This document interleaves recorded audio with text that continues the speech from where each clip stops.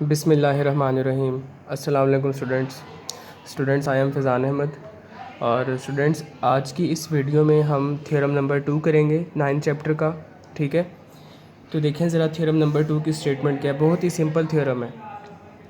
Theorem number 2 और theorem number जो 3 हैं ये दोनों रिलेटेड हैं एक दूसरे से, यानी कि जो थ्योरम नंबर 3 है वो थ्योरम नंबर 2 का जस्ट कन्वर्स है। तो आपने थ्योरम नंबर 2 को अच्छी तरह से समझना है।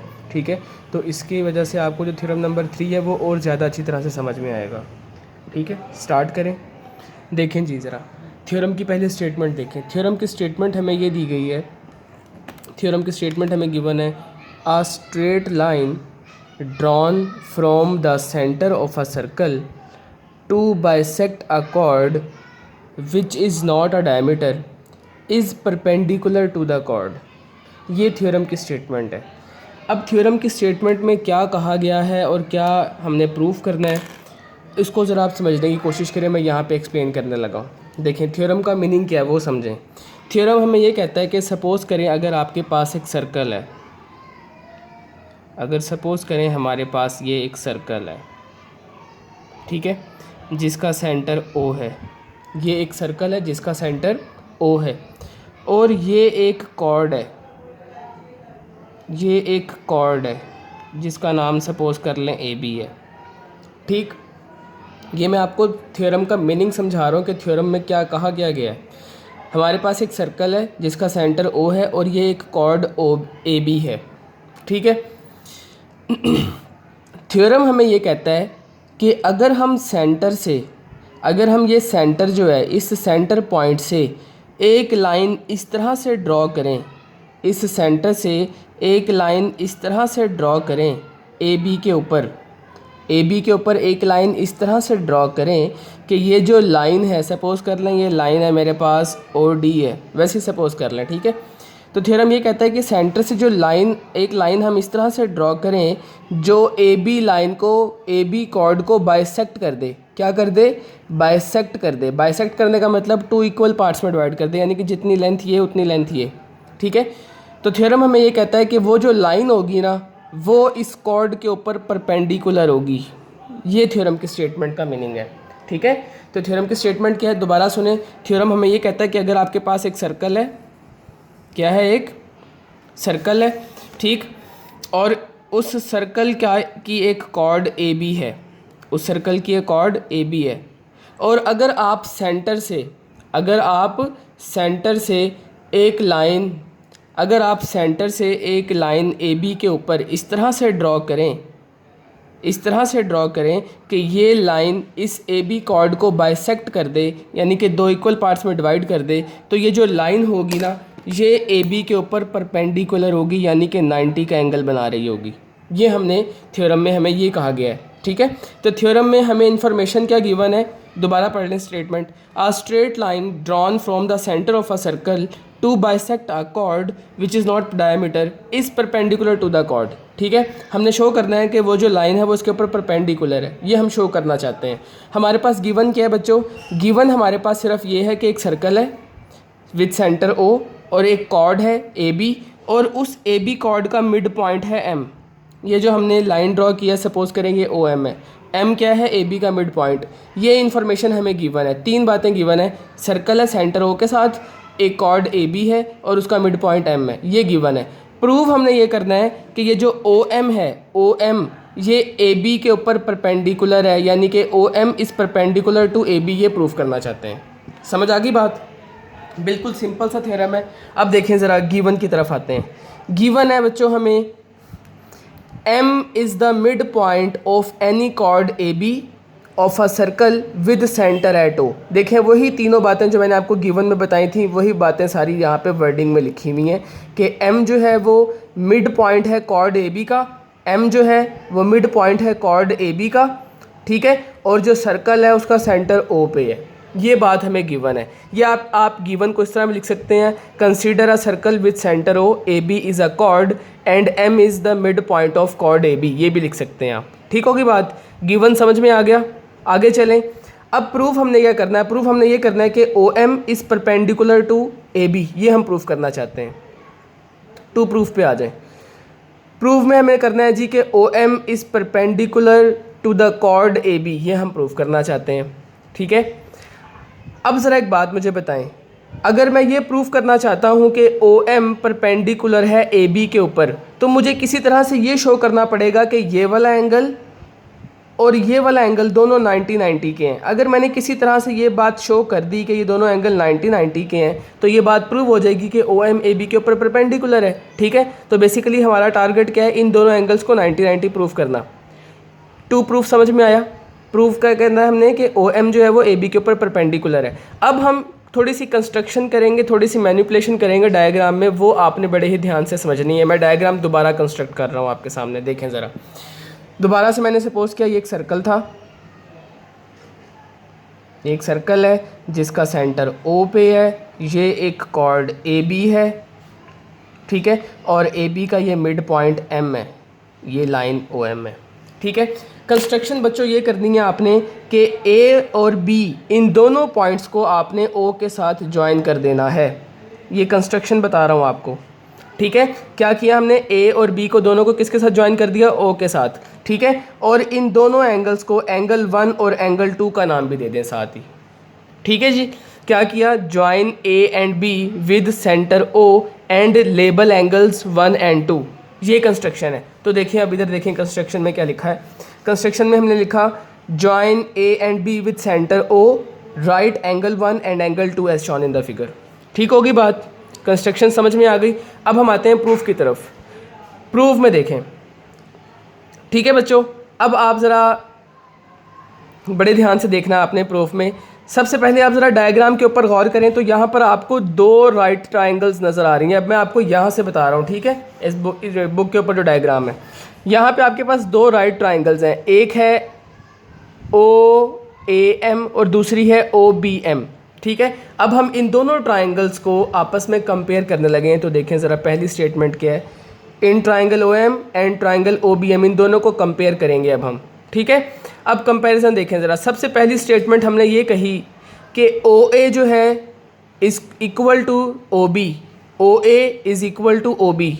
बच्चों ओ ए ओ बी के इक्वल होगा या नहीं होगा, बिल्कुल होगा। क्यों होगा, क्योंकि ओ ए और ओ बी जो हैं ये दोनों क्या हैं सर्कल के, ये दोनों ही सर्कल के रेडियाई हैं, दोनों सर्कल के रेडियस हैं। और हम सब जानते हैं कि सर्कल के जो रेडियस होते हैं वो बराबर होते हैं। देखें ज़रा, सपोज़ करें एक सर्कल है, अगर ये एक सर्कल है तो अगर मैं इसके इस तरह से जितने मर्ज़ी चाहूँ रेडियस ड्रॉ कर लूँ, ये सारे के सारे रेडियस क्या होंगे, लेंथ में इक्वल होंगे। ये सारे के सारे रेडियस कैसे होंगे, लेंथ में इक्वल होंगे। तो वही बात यहाँ पे हमने कही कि O A measurement O A is equal to measurement O B. Reason क्या आ गई, radii of the same circle. ठीक है, यहाँ तक कोई कन्फ्यूजन तो नहीं। हमने ओ ए को ओ बी के इक्वल शो कर दिया। अब आगे देखें आप, next A M is equal to B M. अब आप देखें ए एम जो है, ए एम वो किसके इक्वल होगा, बी एम के इक्वल होगा। ये बात हमें कैसे पता चली, देखें बच्चों, हमें गिवन में ये बात बताई गई थी कि एम जो है, एम वो ए और बी का मिड पॉइंट है। एम क्या है, ए और बी का मिड पॉइंट। अगर एम ए और बी का मिड पॉइंट है तो इट्स मीन के ए एम और बी एम दोनों इक्वल होंगे। वही बात यहाँ पे हमने लिखी सेकंड स्टेटमेंट में कि measurement A M is equal to measurement B M. और रीज़न क्या आ गई कि ये तो गिवन था, हमें उसके आगे हमने लिख दिया रीज़न में गिवन। ठीक है, एक और साइड हमने इक्वल शो कर दी। अभी तक हमने क्या क्या किया बच्चों, ओ ए को ओ बी के इक्वल शो कर दिया, ए एम को बी एम के इक्वल शो कर दिया। अब एक और चीज़ देखें ज़रा, आप गौर करें, ये जो ओ एम साइड है, ओ एम साइड इस ट्राइंगल का पार्ट भी है एज वेल एज इस ट्राइंगल का पार्ट भी है। तो O M is equal to O M और रीज़न क्या आ जाएगी, कॉमन। तो देखिए नेक्स्ट स्टेटमेंट में यही लिखा गया है कि measurement O M is equal to measurement O M और रीज़न क्या आ गई आगे, कॉमन, क्योंकि ये दोनों ट्राइंगल्स में कॉमन है। अब आप देखें हमने दोनों ट्राइंगल्स की तीनों साइड्स को इक्वल शो कर दिया है ना, कि इन दोनों ट्राइंगल्स की जो तीनों साइड्स हैं वो आपस में इक्वल हैं। ओ ए ओ बी के इक्वल है, ए एम बी एम के इक्वल है और ओ एम के इक्वल है। तो इसका मतलब ये हुआ कि हमने दोनों ट्राइंगल्स को कॉन्ग्रुएंट शो कर दिया by S S S postulate, side side side postulate के अकॉर्डिंग। ठीक है ना, साइड साइड साइड पोस्टुलेट क्या कहता है कि अगर दो ट्राइंगल्स की तीनों साइड्स कॉन्ग्रुएंट हो जाएं तो वो दोनों ट्राइंगल्स कॉन्ग्रुएंट होती हैं। तो वही बात हमने अगली लाइन में लिखी। सो ये सो का साइन होता है। ठीक है, triangle OAM is congruent to triangle OBM। Triangle OAM किसके कॉन्ग्रुएंट हो गई? OBM के। और रीज़न क्या आ गई? SSS is congruent to SSS। ये लिखने के बजाय आप SSS पोस्टुलेट भी लिख सकते हैं। ठीक होगी बात? दोनों ट्राइंगल्स बच्चों कॉन्ग्रुएंट शो हो गई। अब अगर दोनों ट्राइंगल्स कॉन्ग्रुएंट शो हो गई हैं तो इस बात का मतलब ये है कि इन दोनों ट्राइंगल्स में सारी एंट्रीज एक दूसरे के इक्वल होंगी, यानी कि तीनों एंगल्स आपस में इक्वल होंगे और तीनों साइड्स इक्वल होंगी। ठीक है, तो आगे देखें ज़रा। शो हमने क्या करना है? शो हमने ये करना है कि एंगल 1 और एंगल 2 दोनों 90-90 के हैं। ये आप जहन में रखें कि हमारी डेस्टिनेशन क्या है, हम किस तरफ जाना चाहते हैं। हम ये प्रूफ करना चाहते हैं कि एंगल 1 और angle 2 both are of 90 degrees. हम ये प्रूफ करना चाहते हैं, उसी के लिए सारी वर्किंग हो रही है। यहाँ तक आपको बात समझ में आई? SSS पोस्टुलेट तक। अब देखें, अगर दोनों ट्राइंगल्स कॉन्ग्रुएंट हैं तो इसका मतलब एंगल 1 जो है, एंगल 1 वो एंगल 2 के इक्वल होगा। ये जो एंगल 1 है वो किसके इक्वल होगा? एंगल 2 के इक्वल होगा या नहीं होगा? बिल्कुल होगा, क्योंकि कॉन्ग्रुएंट ट्राइंगल्स अभी भी हमने शो कर दिया है। तो वही बात हमने आगे लिखी, दिस इम्प्लाइज दैट। ये दिस इम्प्लाइज दैट का साइन होता है, इसको पढ़ते हैं। इम्प्लाइज दैट या this implies that measurement angle 1 is equal to measurement angle 2। हम कह सकते हैं कि एंगल 1 किसके इक्वल होगा? एंगल 2 के इक्वल होगा। इसको आपने नाम दे दिया इक्वेशन 1 का। ठीक है बच्चों, यहाँ तक कोई मसला तो नहीं? देखें, यहाँ तक हमने एंगल 1 एंगल 2 को इक्वल शो किया है। अभी 90 शो नहीं हुआ, ठीक है ना? अभी 90 आगे चल के शो करेंगे हम। 1 और 2 इक्वल आ गए। अब मुझे एक बात बताएं आप, अगर मैं आपसे ये पूछूं कि एक स्ट्रेट लाइन के ऊपर अगर दो एंगल्स बने हुए हैं, एक एंगल यहाँ पे एक एंगल यहाँ पर है, तो टोटल एंगल कितना होता है? एक स्ट्रेट लाइन के ऊपर टोटल एंगल बच्चों कितना होता है? आप सब जानते हैं, वो होता है 180 डिग्री। कितना होता है? 180 डिग्री। ठीक है ना? इनको कहा जाता है एडजेसेंट सप्लीमेंट्री एंगल्स। क्या कहते हैं? Adjacent supplementary angles. कोई से भी स्ट्रेट लाइन के ऊपर अगर आप इस तरह से दो एंगल्स बना लें तो ये वाला एंगल और ये वाला एंगल दोनों क्या होते हैं? 180 डिग्री होता है इनका सम, और ये दोनों कहलाते हैं एडजेसेंट सप्लीमेंट्री एंगल्स। ठीक है, यही बात अब आगे हम यूज़ करने लगे हैं। देखें ज़रा, अब हमने आगे कहा कि angle 1 plus angle 2 is equal to measurement angle AMB is equal to 180। अब अगर आप डायग्राम में देखें तो एंगल 1 और एंगल 2 दोनों का सम कितना होगा? वो होगा 180 डिग्रीज़। और रीज़न क्या है? Adjacent supplementary angles. अभी भी मैंने आपको प्रॉपर्टी बताई कि ये कौन से एंगल्स होते हैं? Adjacent supplementary angles. अब देखें, एंगल 1 और एंगल 2 बच्चों दोनों का सम है 180। अब आपने ध्यान से सुननी है बात, 1 और 2 दोनों का सम है 180। ठीक है, अगर इन दोनों का सम 180 है और ऊपर इक्वेशन 1 में हमने कहा था कि दोनों इक्वल भी हैं, तो फ़ौरन हमारे जहन में ये बात आती है कि अगर ये दोनों इक्वल हैं और इन दोनों का सम 180 आ रहा है तो इट्स मीन कि एंगल 1 90 डिग्री का होगा और एंगल 2 भी 90 डिग्री का होगा। बात समझ में आई?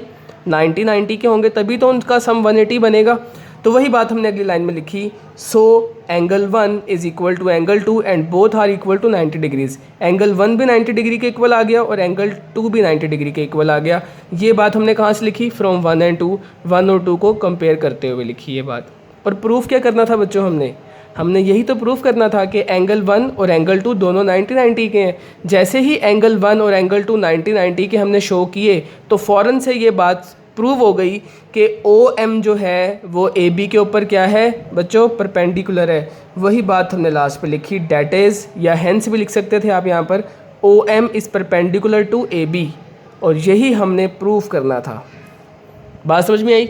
बिल्कुल सिंपल थ्योरम था बच्चों, आपने इसको अच्छी तरह से समझना है। कहीं से कोई बात समझ में नहीं आती तो वीडियो को आप रिवर्स करके दोबारा देख सकते हैं, और अगर फिर भी कोई बात क्लियर नहीं होती तो आप मुझसे पूछ भी सकते हैं डायरेक्ट। मेरे व्हाट्सएप नंबर पे वॉइस मैसेज कर सकते हैं या टेक्स्ट मैसेज। तो अब आपने इस थ्योरम की अच्छी तरह से प्रैक्टिस करनी है, रिटर्न प्रैक्टिस करेंगे आप। ठीक है, अब इंशाल्लाह नेक्स्ट वीडियो में हम नेक्स्ट थ्योरम को देखेंगे। अल्लाह हाफिज़।